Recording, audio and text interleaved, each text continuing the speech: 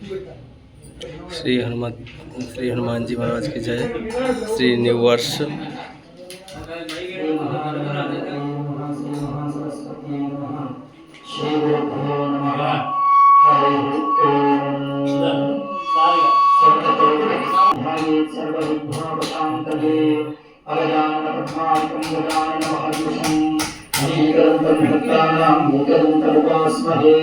वक्रतुंड महाकाय सूर्य समप्रभा निर्विघ्नं कुरु मे देव सर्वकार्येषु सर्वदा। श्री महागणाधिपतये नमः। रामाय रामभद्राय रामचन्द्राय वेधसे रघुनाथाय नाथाय सीताय पतये नमः।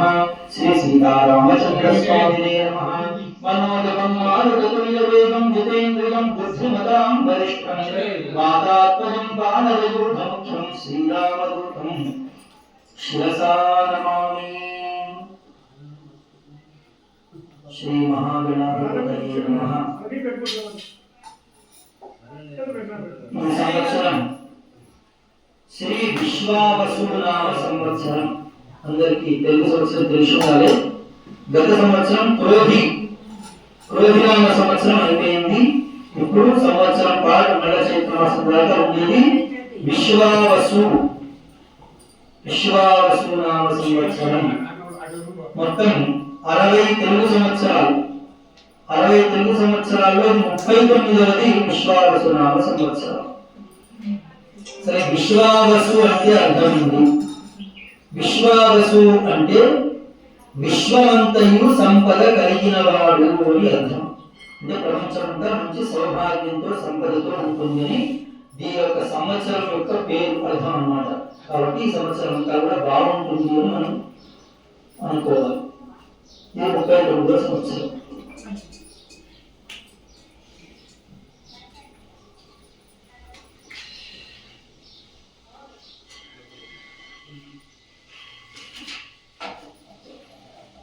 పంచాంగ శ్రవణ ఫలం.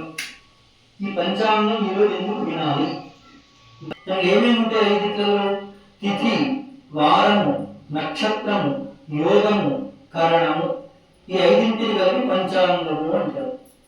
ఈ పంచాంగంలో తిథి జ్ఞానం వల్ల ఐశ్వర్యం వినాలి. పంచాంగం గురించి తెలుసుకోవాలి. ఈ పంచాంగం వినడం వల్ల కలిగేటువంటి ఉపయోగం: శ్రీ కళ్యాణ గుణాపహం రిపుహరం దుస్వప్న దోషాపహం గంగా స్నాన విశేష పుణ్యఫలదం గోదాన తుల్యం రుణాం ఆయుర వృద్ధితముత్తమం శుభకరం సంతాన సంపత్ప్రదం నానా కర్మ సుసాధనం సముచితం పంచాంగమాకర్ణ్యతాం. ఈ పంచాంగాన్ని వినడం వల్ల సంపద కలుగుతుంది, ఆయుష్ కలుగుతుంది, పుణ్యము కలుగుతుంది, కీర్తి సంతోషముల వృద్ధి పొందుదురు. పంచాంగ శ్రవణం వల్ల ప్రాణధారుల పాపము నశించును. చేసినటువంటి పాపాలు కూడా తొలగిపోతాయి. పాపనాశనం వల్ల వాగ్దేవత లక్ష్మీదేవత అనుగ్రహిస్తారు. కాబట్టి ఈ పంచాంగ శ్రవణం వల్ల అచంచలమైన లక్ష్మీ సంపద కలుగుతుంది. వారశ్రవణం వల్ల వృద్ధి కలుగుతుంది. నక్షత్ర శ్రవణం వల్ల చేసిన పాపములు తాపములన్నీ కూడా మాత్రాన మనం చేసిన పాపాల్లో సగం పాపాలు తొలగిపోతాయి. కాబట్టి సంవత్సరం మొత్తం బాగుంటుంది, మనకు అనుకూలంగా ఉంటుంది. కాబట్టి ఈ పంచాంగం ఈరోజు వినాలి. సంవత్సరం, ఈ విశ్వావసునామ సంవత్సరానికి అధిపతి రాజు రవి. ఏ రోజైతే ఉగాది వస్తుందో ఆ రోజు అధిపతి రాజు అవుతాడు. ఇవాళ ఆదివారం, అధిపతి రవి. కాబట్టి సూర్యుడు రాజు. ఈ సంవత్సరం మొత్తానికి ఆయన అధిపతి రవి రాజు అవుతాడు. రాజు యొక్క వాహనము ఏనుగు, అతని యొక్క మంత్రి చంద్రుడు, సేనాధిపతి రవి, పూర్వ సస్యాధిపతి గురువు, అపర సస్యాధిపతి కుజుడు, అర్ఘాధిపతి రవి, మేఘాధిపతి రవి, రసాధిపతి శని, నీరసాధిపతి బుధుడు, పురోహితుడు గురువు, గ్రామపాలకుడు రవి, గణక శుక్రుడు, దైవజ్ఞ రవి, పరీక్షక బుధుడు, పశుపాలకుడు పశువులను కాపలా కాసేటువంటి వాడు యముడు, స్థానరక్షకుడు పశువులను దొడ్డిలో కాపాడేటువంటి వాడు యముడు, వర్షములు ద్వినాఢకము అంటే 2 తుమ్ముల వర్షము, త్రిరాఢక వాయువు 3 తూముల గాలి, గాలి ఎక్కువ వర్షం తక్కువ, ఈ విధంగా ఫలితము. రాజు రవి కావడం వల్ల ఫలితం ఏమిటి? రాజు రవి కావడం వల్ల ప్రభువులకు పరస్పర విరోధములు, అల్పవృష్టి, ప్రజలకు ప్రభువుల వల్ల శస్త్రముల వల్ల భయము, అగ్నిబాధలు ఉండవచ్చును. స్వల్పం పయో గోషు జనేషు పీడ చోరాగ్ని బాధ నిధనం నృపాణం అనగా పశువులు అల్పక్షీరములు, పశువులు పాలను తక్కువగా ఇస్తాయి, పంటలు తక్కువగా పండేటువంటి అవకాశం ఉంటుంది. ఒకచో ప్రముఖ నేతలకు పదవీ భంగములు, ఒకచో ప్రాణగంట సూచన, రాజకీయ పరివర్తనములు, రాజకీయ కల్లోలములు ఉండవచ్చును.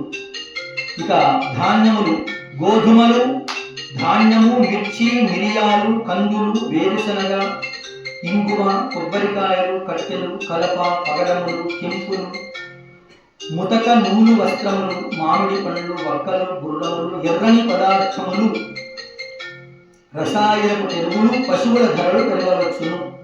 రాజు యొక్క వాహనం గజం అంటే ఏనుగు. రాజు యొక్క వాహనం ఏనుగు కావడం వల్ల సుభిక్షము, క్షేమ, ఆరోగ్యములచే ప్రజలు సుఖించెదరు. వర్షాలు సకాలముగా కురుస్తాయి, పంటలు బాగా పండుతాయి, సమస్త ప్రాణికోటి కూడా సుఖిస్తుంది. మంత్రి చంద్రుడు, ఈ సంవత్సరం మంత్రి చంద్రుడు కావడం వల్ల ప్రజాభ్యుదయము, రాజకీయ అభ్యుదయము, రాజులకు అభివృద్ధి, మంచి వర్షములు, పంటలు బాగా పండుతాయి, ఆహార ధాన్యాల కొరత ఉండదు, పశువుల ధరలు పెరుగుతాయి, పెట్రోలు, డీజలు, కిరసనాయిలు మొదలైన వాటి ధరలు కూడా తగ్గవచ్చును. బ్రాహ్మణులు ధర్మకార్యాసక్తులై యజ్ఞయాగాది కర్మలను ఆచరిస్తారు. ఇక సేనాధిపతి రవి, ఈ సంవత్సరం సేనాధిపతి రవి కావడం వల్ల ప్రభువులకు పరస్పర కలహములు, మేఘములకు గాలితో కూడినవై స్వల్ప వృష్టిని ఇచ్చును. ఎర్రని ధాన్యములు, ఎర్రని భూములు బాగా ఫలించును. పూర్వ సస్యాధిపతి గురువు కావడం వల్ల గోధుమలు, శనగలు, పచ్చ జొన్నలు, పెసర్లు, ఉలువలు బాగా పండుతాయి. పత్తి, చర్మము, వెండి, బంగారము, వేరుశనక్కాయలు, తగరము, రబ్బరు, బ్యాంకు వ్యాపార వాటాలు, వస్త్రముల ధరలు తగ్గవచ్చును. అపర సస్యాధిపతి కుజుడు కావడం వల్ల మిర్చి, బొబ్బెర్లు, కందులు, ఎర్రని ధాన్యములు, ఎర్రని భూములు ఫలించవచ్చును. అర్ఘాధిపతి రవి కావడం వల్ల వర్షములు తక్కువ, దానివల్ల ధరలు పెరిగేటువంటి అవకాశము, రాజకీయ పరివర్తనములు కలగవచ్చును. మేఘాధిపతి రవి కావడం వల్ల అక్కడక్కడ వర్షాలు కురిసి పంటలు తక్కువగా, ఎర్రని భూములు, ఎర్రని ధాన్యాలు బాగా ఫలిస్తాయి. రసాధిపతి శని కావడం వల్ల మినుములు, నల్ల నువ్వులు, ఉలువలు మొదలగు నల్ల ధాన్యములు నల్లరేగడగా ఉండును. పశుపాలకుడు యముడు కావడం వల్ల ధరలు అధికం కావడము, తక్కువ వర్షము. రక్షకుడు యముడు కావడం వల్ల పాడి పంటలు తగ్గడం, మధ్యమ వర్షములు, మధ్యమ సస్యములు, ధరలు కొద్దిగా పెరగవచ్చును. సస్యహాని, ప్రజాహాని, పశుహాని. ఇక ఆఢక నిర్ణయము, ఇక కాలనేమక మేఘ ఫలితము